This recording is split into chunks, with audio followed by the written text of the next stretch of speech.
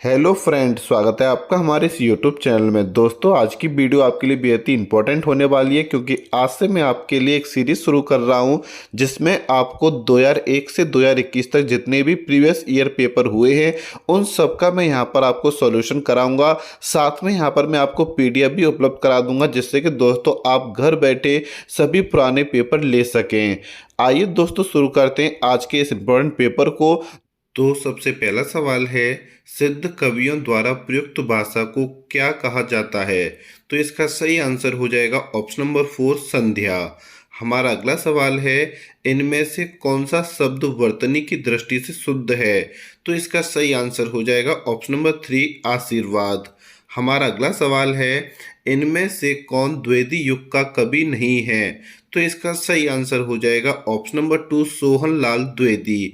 यहाँ पर दोस्तों मैं आपसे गुजारिश करना चाहूँगा कि अगर आपको किसी भी सवाल का आंसर आता है तो आप उसे कमेंट बॉक्स में कमेंट करें, और अगर नहीं आता है तो उसको अपनी कॉपी में नोट कर लें जिससे कि दोस्तों आप उसको याद कर सकें। हमारा अगला सवाल है, त्याग पत्र उपन्यास के लेखक का नाम क्या है? तो इसका सही आंसर हो जाएगा ऑप्शन नंबर 4, जैनेन्द्र कुमार। हमारा अगला सवाल है, निम्नलिखित में से कौन फोर्ट विलियम कॉलेज में हिंदी के अध्यापक थे? तो दोस्तों इसका सही आंसर हो जाएगा ऑप्शन नंबर 2, सदल मिश्र। हमारा अगला सवाल है, धनिया और झुनिया प्रेमचंद के किस उपन्यास के पात्र हैं? तो इसका सही आंसर हो जाएगा ऑप्शन नंबर 2, गोदान। हमारा अगला सवाल है, निम्नलिखित संत कवियों में से कौन संत कवि पढ़ा लिखा था? तो इसका सही आंसर हो जाएगा ऑप्शन नंबर 4, सुंदरदास। हमारा अगला सवाल है, भक्तमाला के रचनाकार कौन है? तो इसका सही आंसर हो जाएगा ऑप्शन नंबर 2, नाभा दास। बढ़ते हैं अपने अगले सवाल की तरफ। दोस्तों आप लोग मेरी सपोर्ट कीजिएगा, मैं आपकी टीजीटी हिंदी और पीजीटी हिंदी की ऐसी तैयारी करा दूंगा कि दोस्तों आप इस बार 100% अपना सिलेक्शन ले लेंगे। बढ़ते हैं अपने अगले सवाल की तरफ। बाल मुकुंद गुप्त रचित निबंध संग्रह का नाम क्या है? तो इसका सही आंसर हो जाएगा ऑप्शन नंबर 4, शिव शंभू के चिट्ठे। हमारा अगला सवाल है, पद्मावत के अनुच्छेदों का क्या नाम है? तो इसका सही आंसर हो जाएगा ऑप्शन नंबर 3, खंड। हमारा अगला सवाल है, अब तक निम्नलिखित में से किस साहित्यकार को जन्म शताब्दी नहीं मनाई गई है? तो इसका सही आंसर हो जाएगा ऑप्शन नंबर 2, रामधारी सिंह दिनकर। हमारा अगला सवाल है, निम्नलिखित में से किस कृति के लेखक जयशंकर प्रसाद नहीं है? तो इसका सही आंसर हो जाएगा ऑप्शन नंबर 3, चारू चंद्र लेख। हमारा अगला सवाल है, कृष्ण गीतावली नाम काव्य कृति के रचनाकार कौन है? तो इसका सही आंसर हो जाएगा ऑप्शन नंबर 4, तुलसी। हमारा अगला सवाल है, नीचे भाषा की 4 विशेषताएं दी गई हैं, इनमें से जो एक गलत विशेषता है उसे चुनिए। तो दोस्तों आपको बड़े ध्यान से इस क्वेश्चन को पढ़ना है। इसका सही आंसर हो जाएगा ऑप्शन नंबर 2, भाषा पैतृक संपत्ति होती है। हमारा अगला सवाल है, जुगुप्सा स्थायी भाव होता है? तो ये आंसर हो जाएगा दोस्तों ऑप्शन नंबर 4, बीभत्स रस का। बढ़ते हैं अपने अगले सवाल की तरफ। टकसाली भाषा कहते हैं? तो इसका सही आंसर हो जाएगा ऑप्शन नंबर 3, परिनिष्ठित भाषा को। हमारा अगला सवाल है, उत्तर प्रदेश सरकार द्वारा सन 1947 ईस्वी में गठित देवनागरी लिपि सुधार समिति के अध्यक्ष कौन थे? तो इसका सही आंसर हो जाएगा ऑप्शन नंबर 3, आचार्य नरेंद्र देव। हमारा अगला सवाल है, अवहट्ट भाषा से क्या तात्पर्य है? तो इसका सही आंसर हो जाएगा ऑप्शन नंबर 4, परिनिष्ठित प्राकृत। हमारा अगला सवाल है, हिंदी साहित्य का पहला इतिहास लिखा गया था? तो इसका सही आंसर हो जाएगा ऑप्शन नंबर 3, फ्रेंच भाषा में।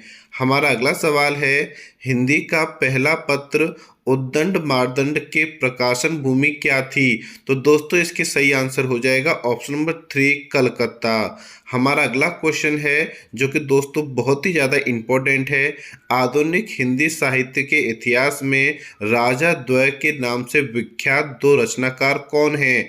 तो दोस्तों इसका सही आंसर हो जाएगा ऑप्शन नंबर 3, राजा लक्ष्मण सिंह और राजा शिव प्रसाद सितारे हिंद। बढ़ते हैं अपने अगले सवाल की तरफ। अनाम दास का पौधा शीर्षक उपन्यास के लेखक हैं? तो इसका सही आंसर हो जाएगा ऑप्शन नंबर 4, हजारी प्रसाद द्विवेदी। हमारा अगला सवाल है, आचार्य महावीर प्रसाद द्विवेदी द्वारा सरस्वती पत्रिका का संपादन भार ग्रहण किया गया था? तो इसका सही आंसर हो जाएगा ऑप्शन नंबर 2, 1903 ईस्वी में। हमारा अगला सवाल है, नीला चांद उपन्यास के लेखक कौन है? तो इसका सही आंसर हो जाएगा ऑप्शन नंबर 4, इनमें से कोई नहीं। हमारा अगला सवाल है, नागार्जुन किस काव्य धारा के कवि हैं? तो इसका सही आंसर हो जाएगा ऑप्शन नंबर 1, प्रगतिवाद। हमारा अगला सवाल है, सिंहद्वार शब्द में समास कौन सा है? तो इसका सही आंसर हो जाएगा ऑप्शन नंबर 1, तत्पुरुष समास। हमारा अगला सवाल है, अपनी केवल धार काव्य संकलन के रचनाकार कौन है? तो इसका सही आंसर हो जाएगा ऑप्शन नंबर 4, अरुण कमल। हमारा अगला सवाल है, राहुल की आत्मकथा का क्या नाम है? तो इसका सही आंसर हो जाएगा ऑप्शन नंबर 2, मेरी जीवन यात्रा। बढ़ते हैं अपने अगले सवाल की तरफ। प्रेमचंद की मृत्यु हुई थी, तो इसका सही आंसर हो जाएगा ऑप्शन नंबर 4, 1936 ईस्वी में।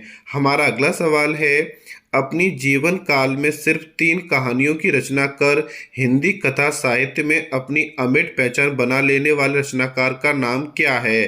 तो दोस्तों इसका आंसर हो जाएगा चंद्रधर शर्मा गुलेरी। हमारा अगला सवाल है, हिंदी साहित्य में मार्क्सवादी चेतना की अभिव्यक्ति जिस काव्य धारा में देखने को मिलती है उस धारा को क्या कहा जाता है? तो इसका सही आंसर हो जाएगा ऑप्शन नंबर 1, प्रगतिवाद। हमारा अगला सवाल है, दिनकर की कौन सी काव्य कृति भीष्म पितामह एवं धर्मराज के संवाद के रूप में रचित है? तो इसका सही आंसर हो जाएगा ऑप्शन नंबर 2, कुरुक्षेत्र। हमारा अगला सवाल है, निम्नलिखित में से कौन सा निबंधकार ललित निबंधकार नहीं है? तो इसका सही आंसर हो जाएगा ऑप्शन नंबर 1, रामविलास शर्मा।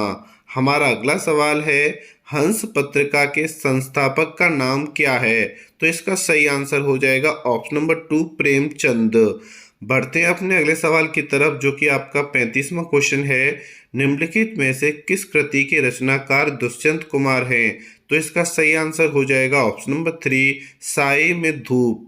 हमारा अगला सवाल है, निम्नलिखित में से कौन नवगीत के प्रसिद्ध उन्नायक कवि हैं? तो इसका सही आंसर हो जाएगा ऑप्शन नंबर 1, बीरेंद्र मिश्र। हमारा अगला सवाल है, निम्नलिखित में से कौन सा उपन्यासकार एक आंचलिक उपन्यासकार है? तो इसका सही आंसर हो जाएगा ऑप्शन नंबर 3, राही मासूम रजा।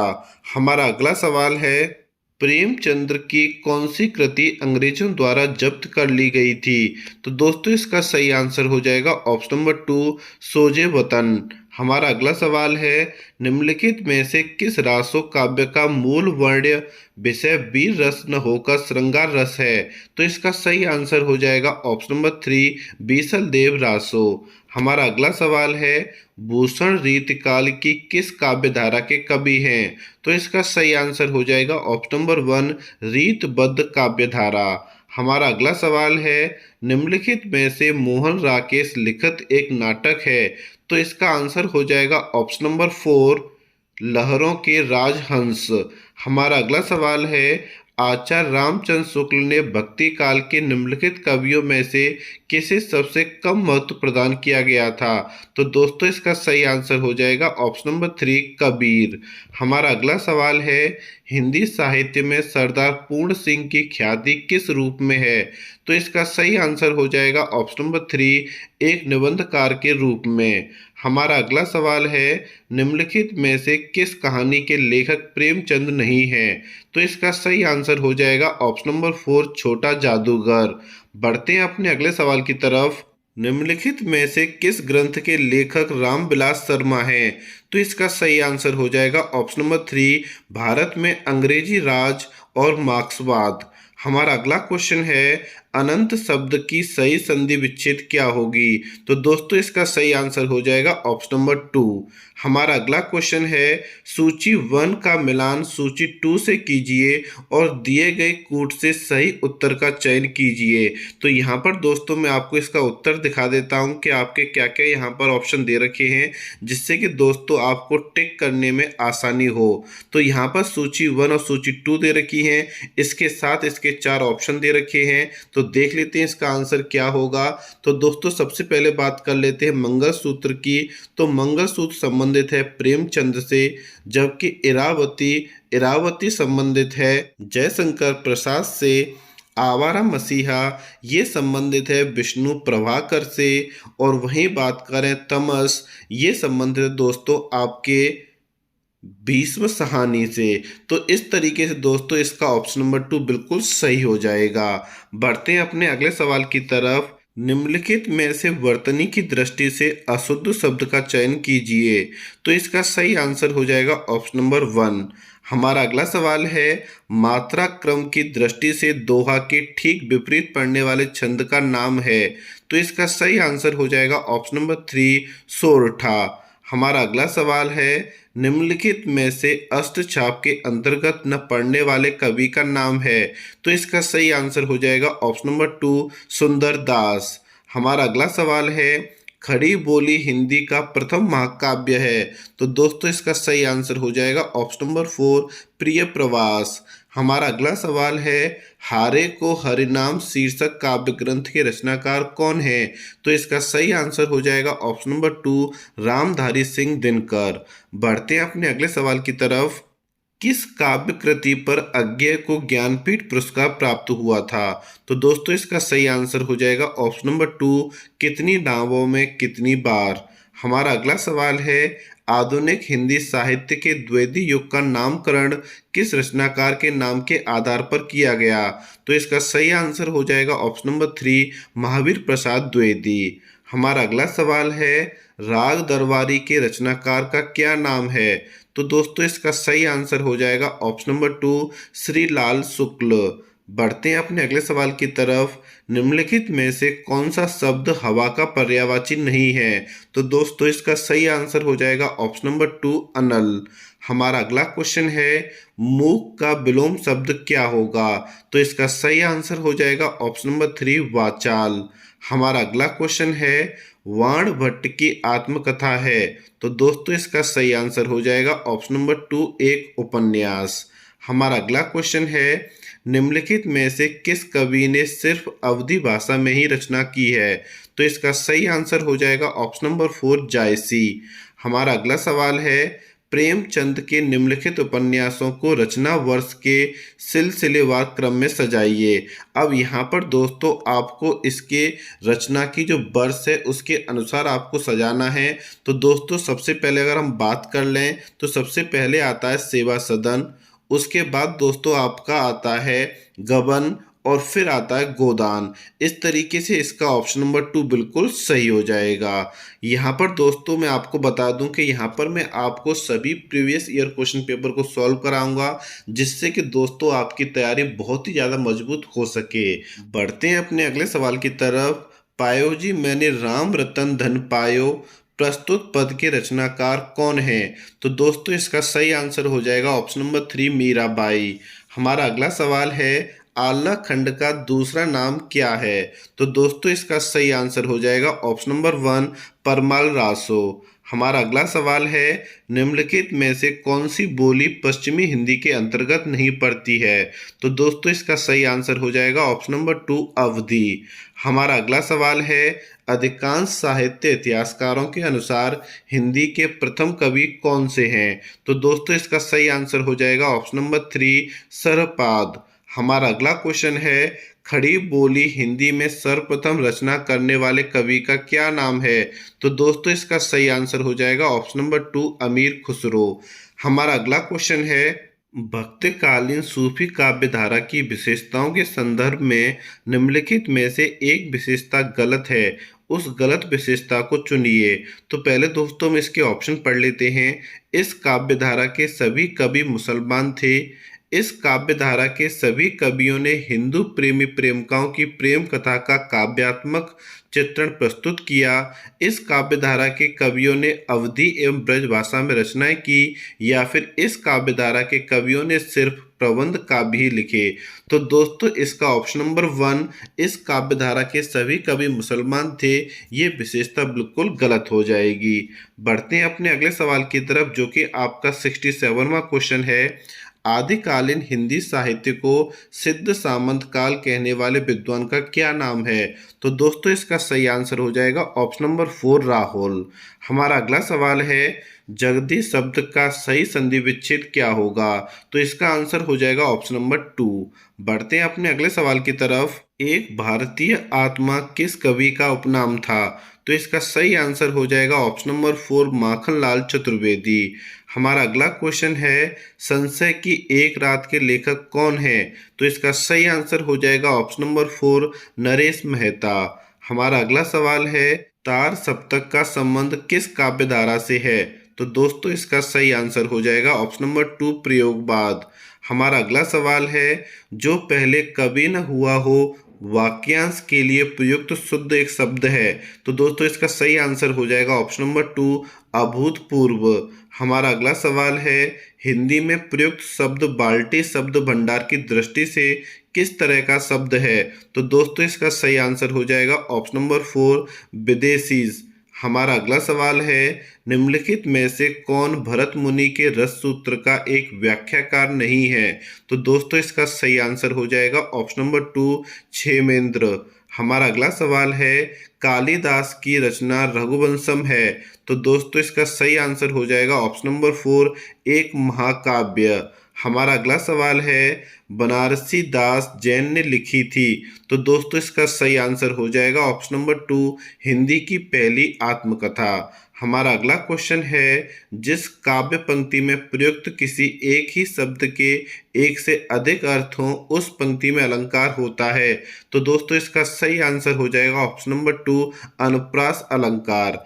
हमारा अगला क्वेश्चन है, आचार्य रामचंद्र शुक्ल ने किस कवि को कठिन काव्य का प्रेत कहा था? तो दोस्तों इसके ऑप्शन देख लेते हैं, उसके बाद इसका आंसर आप खुद कमेंट बॉक्स में कमेंट करोगे। तो इसके ऑप्शन हैं भूषण, केशव, देव या पद्माकर। तो इसका आंसर आपको कमेंट बॉक्स में कमेंट करना है। हमारा अगला सवाल है, वाक्य रसात्मक काव्यम काव्य परिभाषा के प्रस्तोता है? तो दोस्तों इसका सही आंसर हो जाएगा ऑप्शन नंबर 4 आचार्य विश्वनाथ। हमारा अगला सवाल है, रसों के संचारी भावों की कुल संख्या होती है? तो दोस्तों इसका सही आंसर हो जाएगा ऑप्शन नंबर 3 33। हमारा अगला सवाल है, संस्कृत के किस कवि ने एको रस करुण एवं कहकर करुण रस को रसराज घोषित किया? तो दोस्तों इसका सही आंसर हो जाएगा ऑप्शन नंबर 2 भवभूति। हमारा अगला क्वेश्चन है, परमल रासो काव्य कृति के कवि का नाम है? तो दोस्तों इसका सही आंसर हो जाएगा ऑप्शन नंबर 2 जगनिक। हमारा अगला क्वेश्चन है, पितृ शब्द के प्रथमा बहुवचन का रूप है? तो दोस्तों इसका सही आंसर हो जाएगा ऑप्शन नंबर 3। हमारा अगला क्वेश्चन है, पीलो उत्पल शब्द में समास है? तो दोस्तों इसका सही आंसर हो जाएगा ऑप्शन नंबर 3 कर्मधारय। हमारा अगला सवाल है, निम्नलिखित में से स्त्रीलिंग शब्द को चुनिए, धुआं, संध्या, भत्ता या फिर धावा? तो दोस्तों इसका सही आंसर हो जाएगा ऑप्शन नंबर 2 संध्या। तो दोस्तों इस तरीके से मैंने आपको आज एक नया प्रैक्टिस सेट और प्रीवियस ईयर पेपर करा दिया है। उम्मीद करूंगा दोस्तों कि आपने यहाँ से बहुत सारे नए क्वेश्चंस को देखा होगा और बहुत सारे अच्छे अच्छे क्वेश्चनों का आंसर भी दिया होगा। मैं आपके लिए इसी तरीके से आगे वीडियो लाता रहूँगा। थैंक यू वेरी मच दोस्तों।